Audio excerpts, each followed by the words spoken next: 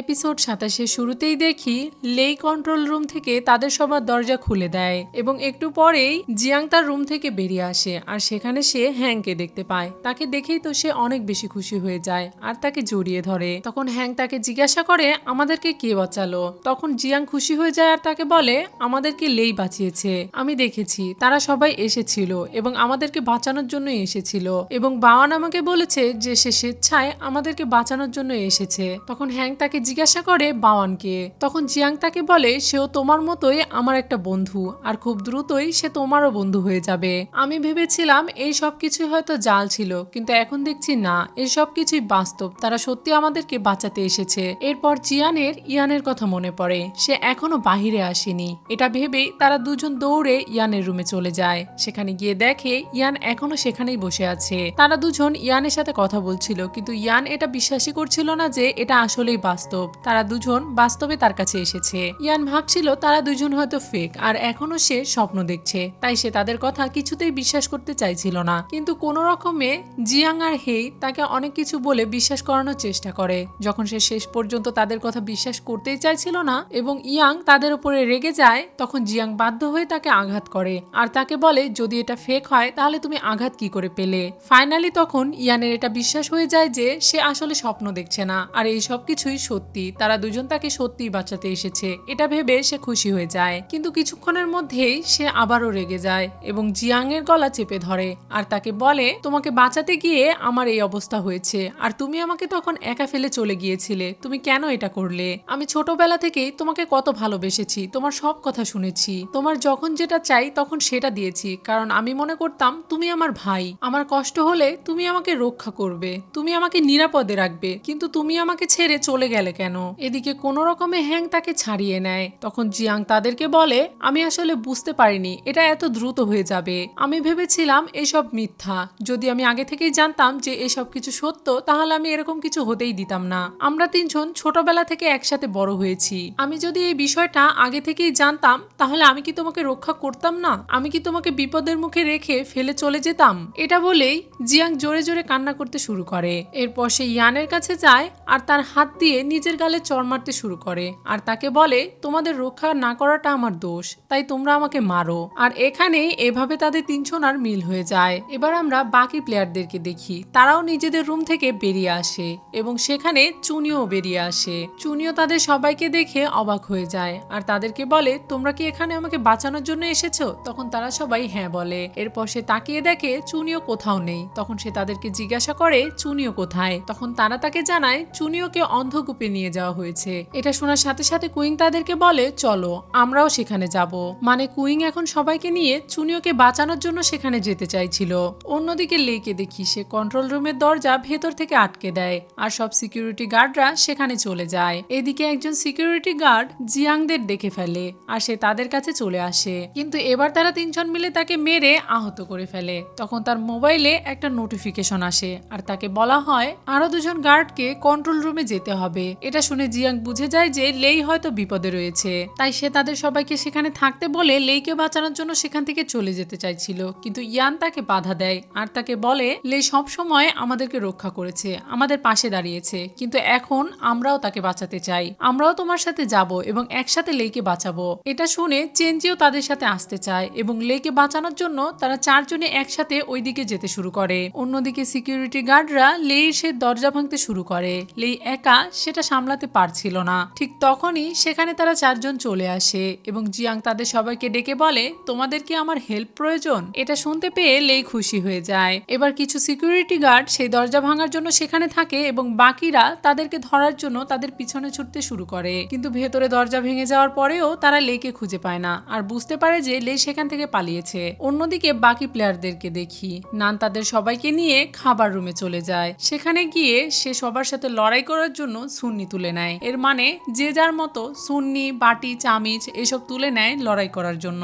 এবারে তারা অন্ধকূপের দরজা পর্যন্ত পৌঁছে যায়। সেখানে গিয়ে যখন নান তাদের উপরে আক্রমণ করতে চাইছিল, বাওয়ান তাদেরকে বাধা দেয় আর তাকে বলে এভাবে তারা সরাসরি লড়াই করতে পারবে না। তারা তিনজন একসাথে কথা বলছিল, কিন্তু এইদিকে কুইং এর লক্ষ্য ছিল চুনিওর দিকে। সে হুট করেই চুনিওকে দেখতে পেয়ে যায় আর দৌড়ে গিয়ে সেই গার্ডকে আঘাত করতে শুরু করে। এটা দেখে তারা তিনজনও তার পেছন চলে আসে এবং তাদের সাথে লড়াই করতে শুরু শুরু করে। এরপর তারা চুনিও এবং তার বাবাকে সেই অন্ধকূপ থেকে বের করে আনে। বেরিয়ে আসার পর চুনিও তাদেরকে বলে সবার প্রথমে তাদেরকে লেইকে খুঁজে বের করতে হবে এবং সবাইকে একসাথে হতে হবে। এরপর তারা ওই গোপন দরজাটি খুঁজে বের করবে আর তারপরে ওই দরজা খোলার জন্য মিস্টার নিয়ান তাদেরকে সাহায্য করবে। এখন তাদের হাতে আর বেশি সময় নেই। এটা বলেই তারা বেরিয়ে পড়ে একে অপরকে খোঁজার জন্য।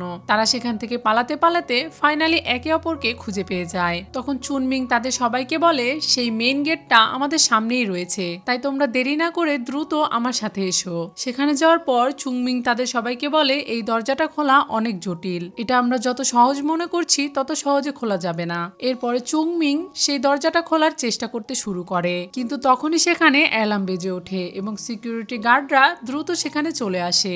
এখন চুংমিং সেই দরজাটা খোলার চেষ্টা করতেই থাকে আর বাকি সবাইরা মিলে ওই গার্ডদের সাথে লড়াই করতে শুরু করে। এদিকে সিকিউরিটি গার্ডদের সাথে প্লেয়ারদের লড়াই চলছিল, অন্যদিকে চুংমিং সেই দরজাটা খোলার চেষ্টা করছিল। এভাবে একসময় চুংমিং সেই দরজাটা খুলে ফেলে এবং ফাইনালি তারা সবাই সেই গেমের ভেতর থেকে বেরিয়ে আসে। এখন সিন বাস্তব জগতে চলে আসে আর এখানে তারা সবাই মিলে একসাথে লাঞ্চ করছিল। এরপরে বাওয়ান নানকে নিয়ে যায় তার বাবার সাথে কথা বলানোর জন্য।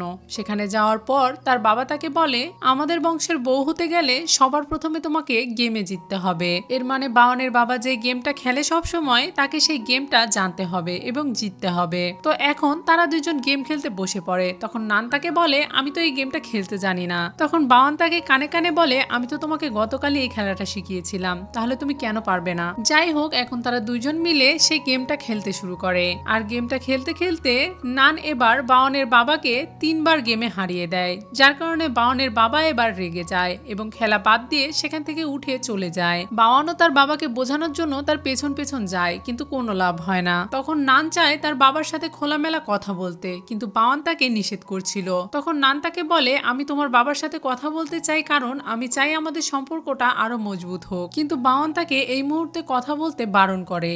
তখন নান তাকে বোঝায় আর তাকে বলে তাদের মধ্যে কোনো মিল নেই। উদাহরণ হিসেবে সে তাকে বলে তুমি হালকা খাবার পছন্দ করো আর আমি মশলাদার, আমি যে ড্রিঙ্কস পছন্দ করি তুমি সেটা পছন্দ করো না, তুমি আরেকটা ড্রিঙ্কস পছন্দ করো। আমাদের দুজনার ভিন্ন টেস্ট এবং ভিন্ন রুচি, তাহলে আমরা কিভাবে এক হব? তাই আমাদের আলাদা থাকাই উচিত। এটা শুনে বাওয়ান তাকে বোঝানোর চেষ্টা করলেও নান এটা বুঝতে চাইছিল না। শেষমেশ হার মেনে যায় বাওয়ান আর তাকে বলে ঠিক আছে, তুমি যখন এটাই চাও তাহলে আমাদের ব্রেকআপ, আজ থেকে আমাদের এই সম্পর্কটা আর থাকবে না।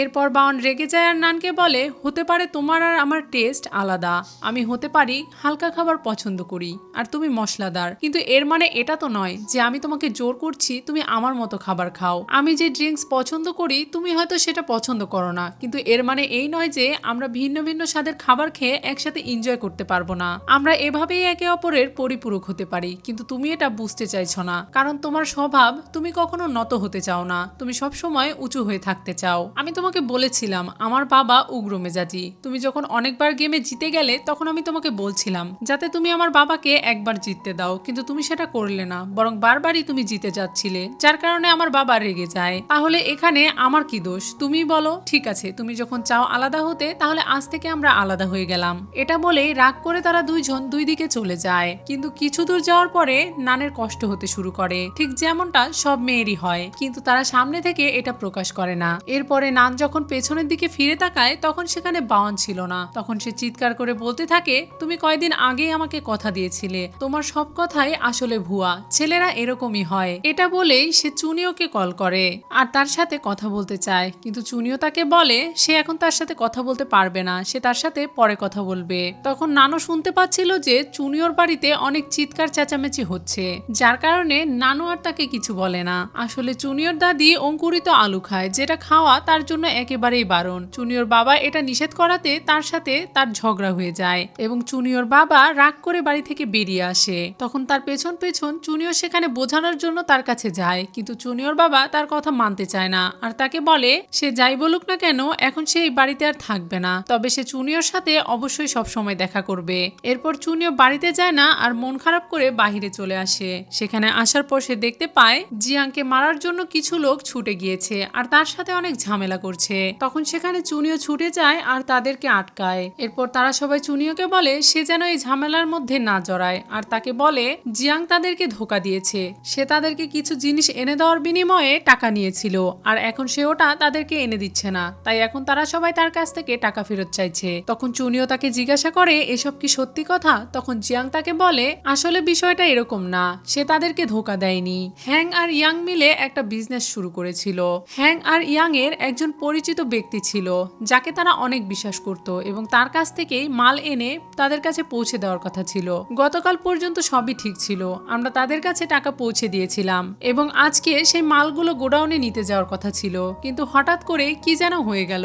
দুদিন আগে যে মালগুলো আমরা গোডাউনে দেখে এসেছিলাম সেটা আজকে নেই এবং সেই ব্যক্তিটিও কোথাও উধাও হয়ে গেছে আর তার সাথে হ্যাং আর ইয়াংও। এরপর জিয়াং চুনিওকে ইয়াং এর SMS দেখায় আর তাকে বলে সে আমাকে লিখেছে সে আমার জন্য একবার জীবন দিয়েছিল, সে আমাকে বাঁচিয়েছিল, তাই এবার যেন আমি তাকে বাঁচাই। তোমরা প্লিজ আমাকে বিশ্বাস করো, আমি আগে অনেক ভুল করেছি কিন্তু এখন আর আমি এসব কিছুই করি না। আমি তাদেরকে অনেক খোঁজার চেষ্টা করেছি, তাদের ফোনটাও বন্ধ, আমি তাদেরকে কিভাবে খুঁজে বের করব?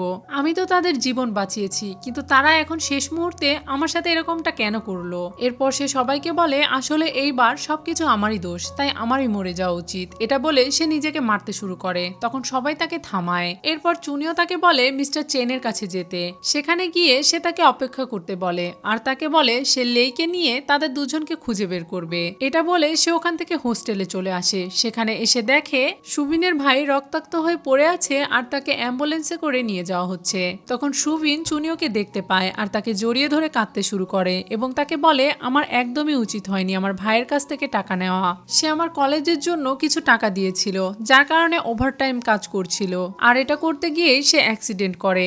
যদি আমি তার কাছ থেকে টাকাটা না নিতাম তাহলে সে ওভারটাইম করতো না আর এভাবে অ্যাক্সিডেন্ট হতো না। আসলে কেন জানি তাদের সবার জীবনে একটা করে দুর্ভিক্ষ চলে এসেছিল, তাদের সবার সাথেই কিছু না কিছু ঘটছিল।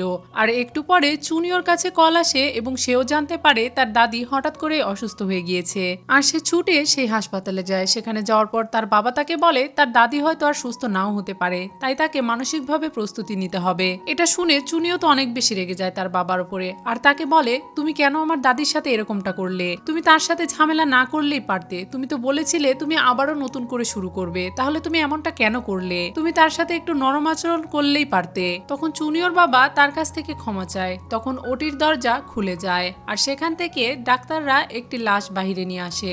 যেহেতু পেশেন্টের মুখ এখনো ঢাকা ছিল তাই এটা কে তা আমরা পরের এপিসোডে জানতে পারবো। এখান থেকেই সিন কাট হয়ে যায় আর আমরা মিস্টার ইয়ানকে দেখতে পাই। সে মিস্টার নিয়ানকে মেরে সাইডে ফেলে রাখে এবং বাকি প্লেয়াররা যখন গেমের ভেতরে দুঃস্বপ্ন দেখছিল এবং তাদের জ্ঞান ছিল না তখন সে সিস্টেমের মাধ্যমে কিছু একটা করছিল। মিস্টার ইয়ান আদৌ তাদের সাথে কি করেছে সেটাও আমরা পরের এপিসোডেই জানতে পারবো। তো ভিউয়ার্স আজকের এই এপিসোডটি এখানেই শেষ হয়ে যায়। তো ভিউয়ার্স এই ড্রামাটি আপনাদের কাছে কেমন লাগছে তা আমাকে কমেন্ট বক্সে কমেন্ট করে অবশ্যই জানাবেন। আর এই ড্রামার পরবর্তী পর্ব দেখতে চাইলে আমার চ্যানেলে সাবস্ক্রাইব করে বেল বাটনে অলে ক্লিক করে রাখবেন যাতে ভিডিও পোস্ট করার সাথে সাথে নোটিফিকেশন সবার আগে আপনার কাছে পৌঁছে যায়। আজকের মতো এখানেই বিদায়, কথা হবে অন্য কোনো ভিডিওতে।